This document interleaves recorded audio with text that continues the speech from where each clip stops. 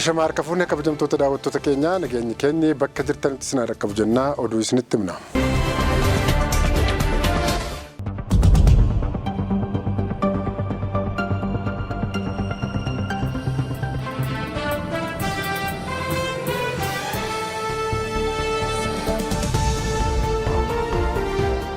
Magaalaa Finfinnee fi magaalaa Dirreedawaa dabalatee dhimmoonni falmisiisoo tibbanaa ta'aniiru. Paartiin Badhaadhinaa immoo dhimma kana gara marii biyyaalessaaf dhiyeesseera jedheera. Paartiin Badhaadhinaa ajandaawwan marii biyyaalessaaf dhiyeessuu irratti miseensota mana maree paartichaa kan duraan koree giddu galeessummaan jedhamuun beekamu waliin tibbana mari'ate. Marii sanaan magaalaa Dirreedawaa fi magaalaa Finfinnee dhimma ijoo marii biyyaalessaatti makneerra jechuun himeera. Waltajjicha kan gaggeessan itti aanaa paartii Badhaadhinaa Adam Faaraa yoo ta'u, hooggantoonni paartichaa lama ajandaawwan marii biyyaalessaa ejjennoo paartichaati jedhan hirmaattotaaf dhiyeessaniiru. Miseensi mana maree paartii Badhaadhinaa eenyummaan isaanii akka hin ibsamne jedhee BBC'n baase tokko ajandaa ijoon walgahii Adaamaatti taa'ame irratti marii biyyaalessaa gaggeeffamu irratti ejjennoon paartichaa hooggansa olaanaa qabsiisuudhaaf kan kaayyeffate ta'uu himeera. Qondaalonni mootummaa olaanaan kun akka jedhanitti ajandaaleen dhiyaatan dhimmoota falmisiisoo fi hirmaattota gidduutti falmii guddaa kaasanidha jedheera. Marii biyyaalessaa gaggeeffamu irratti paartiin maal yaade kan jedhutu dhiyaate jedhamee kan gaafatame proppoozaalli wayii akka qophaa'edha kan isaan himan. Proppoozaalli kun bu'uurri isaa ajandaa 8 komishinii marii biyyaalessaa torban tokko dura dhiyeesse irratti akka hundaa'u kan himan. Aangawaan kun paartiin Badhaadhinaa ajandaawwan 8 komishinicha dhiyeesse kanneen irratti ejjennoo paartichaa kanneen calaqqisiisan irratti walgahii guyyaa 3 Adaamaatti gaggeeffame irratti mari'atu himeera. Ajandaawwan ijoo paartiin Badhaadhinaa walgahii qondaalota olaanoo irratti dhiyaate keessaa tokko seensa heera mootummaa Itoophiyaa amma jiru akka jijjiiramu kan jedhu yoo ta'u, kan biraan immoo seera heera mootummaa Itoophiyaa amma jiru sabaaf sablammoonni uummata Itoophiyaa kan jedhu akka diigamu fa'aa keessatti akka haammatudha. Kana dabalatees dhimmoonni murteessoo fi falmisiisoo ta'an kan magaalaa Finfinnee fi kan Dirreedawaa dabalate bulchiisonni biyyattii keessatti diriiranii jiran akka diigamu fa'aa gaafata jedheera. Aangawaan kun dhimma lafaa heeraan osoo hin taane labsiin akka bulus ni godhama jechuun aangawaan kun himaniiru. Dhimmoota falmisiisoo waltajjii paartiin Badhaadhinaa Adaamaatti gaggeesse irratti kan ka'e keessa kan lammeessoon dhimma lafaa ta'uus kaafameera. Kan mootummaa ta'uu qabu kan qotee bulaa ta'uu qaba kan jedhu fa'aa irratti wal falmii guddoon adeemsifame akka ture namoonni keessa beektonni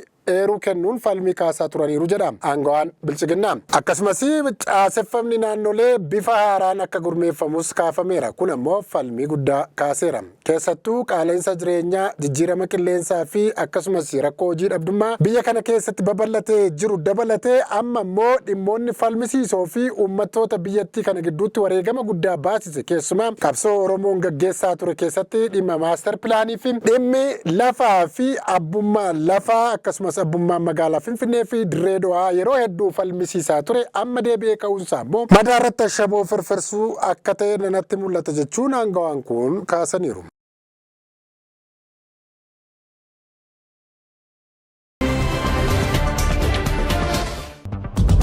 Abbaan taayitaa eegumsa qabeenya bosonaa fi bineensota bosonaa Itoophiyaa sanyii gadamsaa baduuf jiru baraaruuf waamicha dhiyeessuu beeksise. Abbaan taayitaa eegumsa bosonaa fi bineensota bosonaa Itoophiyaa sanyii gadamsaa Itoophiyaatti qofa argamuuf baduuf dhiyaate Waaliyaa Ibeeks sodaa badiinsaa guutummaan guutuutti irraa aggaamameerraa oolchuuf sochiin qindaa'aa sadarkaa biyyaatti akka taasifamu waamicha dhiyeesseera. Abbaan taayitichaa waamicha kana kan dhiyeesse waldaan idil addunyaa eegumsa naannoo dhaabbata addunyaa dhiyeenya kanaas sanyiin gadamsa Itoophiyaa keessa qofaatti argamu kun sadarkaa badiinsa cimaa haalaan sodaachisaa keessatti ramaduu isaatiin boodadha. Ibsa adoolessa 12 baaseen abbaan taayitaa eegumsa qabeenya bosonaa fi bineensota bosonaa Itoophiyaa gadamsa baddaa boonsaa uumamaa biyya keenyaa kana ta'e oolchuuf qindoominni qaamolee dhimmi ilaallatu hundaa barbaachisaa ta'uu fi hojii eegumsaa kan bulchiinsa naannoo uummataa, dhaabbilee tumsitootaa, dhaabbilee qorannoo hoogganoota amantaa fi uummattoota bal'aa waliin ta'uun quba qabaachuun jabeessee akeekkachiiseera.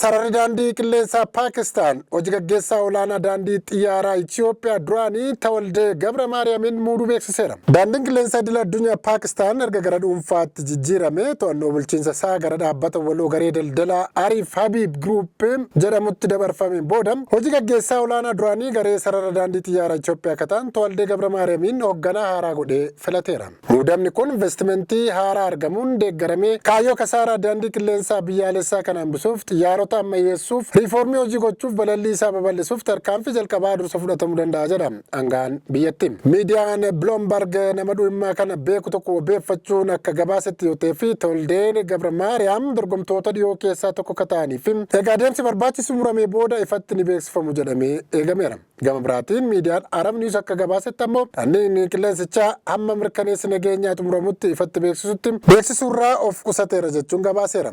Arab News maddoota maqaa isaaniin ibsamneen ammoo wabeeffachuun akka gabaaseen qondaalli olaanaa daandii qilleensaa idil addunyaa Paakistaan tokko hamma mirkaneessi nageenyaa hunduu xumuramutti daandichaan maqaa isaa ifatti akkan raggaasifne mirkaneesseera. Gama biraatiin ammoo abbaan qabeenyaa guddaan tokko Tooldee yoo ibsu nama dandeettii guddaa qabuu fi dhaabbata kasaaraa keessa jiru hedduu gara bu'aatti kan jijjiire jechuun Tooldee Gabramaariyaamiin jajaniiru.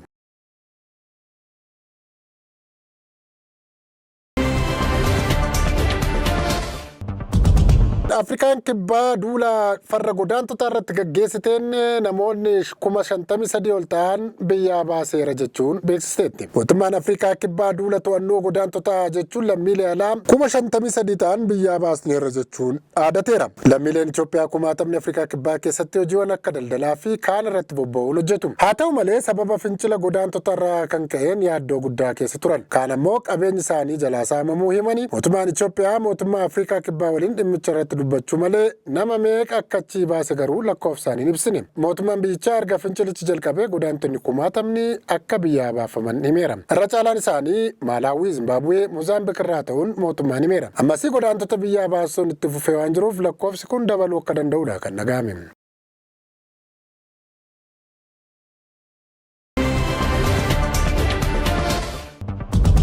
Iraan haleellaa haaloo baay'insaa buufataalee waraanaa Ameerikaa kan naannoo galaana Arabaa jirutti raawwatteetti. Raayyaan eegduu warraaqsaa Islaamaa Iraan bu'uuraalee misoomaa bu'uuraalee Ameerikaa, Kuweet, Bahareen, Joordaanii fi Oomaan keessatti argaman irratti haleellaa misaayilaa fi diroonii qindaa'aa raawwachuu isaanii beeksisan. Akka gabaasa Aljeeziraa fi miidiyoota mootummaa Iraanitti yoo ta'eef haleellaan kun haaloo deebii dhiyoo kana waraana Ameerikaatiin bu'uuraalee waraanaa Iraan naannoo kibba biyyattii irratti raawwatameef ta'uutu himameera. Humni warraaqsaa Iraan akka himutti yoo ta'eef Kuweet keessatti buufataalee qilleensaa Ali Al-Saaleemii fi Ahmed Al-Jaber xiyyeeffachuun meeshaalee misaayilaa kuusaa boba'aa sirna ittisa to'annoo qilleensaa raadaarotaa fi manneen kuusaa meeshaa irratti haleellaa raawwataniiru. Dabalataanis haleellaan sun buufata qilleensaa Sheek Isaa kan Bahareen, buufata qilleensaa Piriinsi Hasan kan Joordaanii fi raadaarota Omaan keessa jiran irratti kan xiyyeeffate ta'uu beeksiseera. Kuweet sirna ittisa qilleensaa ishee xiyyeeffannoowwan qilleensaa diina fashaleessu yoo beeksistu, Joordaanis misaayilota hedduu kuffisuuf miidhaan cimaanis ta'e miidhaan lubbuu guddaan akka hin qaqqabne gabaasteetti. Iraan haleellaan kun deebii haaloo Ameerikaan dhiyoo kana bu'uuraalee waraanaa naannoo Baandaar Abbaas odola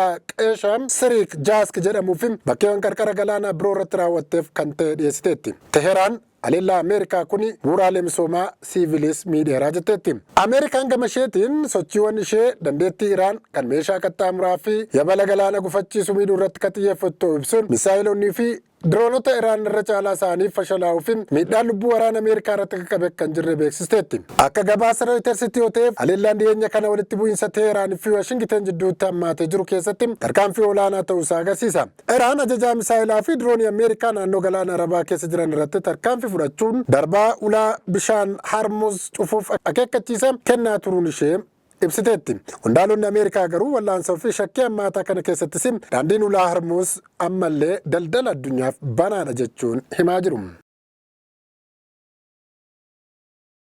Egaan kabajamtoota hordoftoota daawwattoota keenyaa oduu har'aaf qabanne kanumaan goolabna waan nu daawwattaniif horaa bulaa.